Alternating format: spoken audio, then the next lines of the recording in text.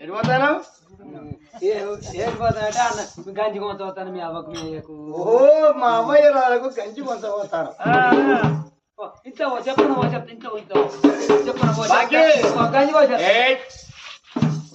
గంజి వంట పోతాను అన్నావు అవునండి ఏందే అనుకుతాను తప్పు చేసిన అట్లా కాదా నేను చూస్తేనే నాకు భయం అవుతాను భయం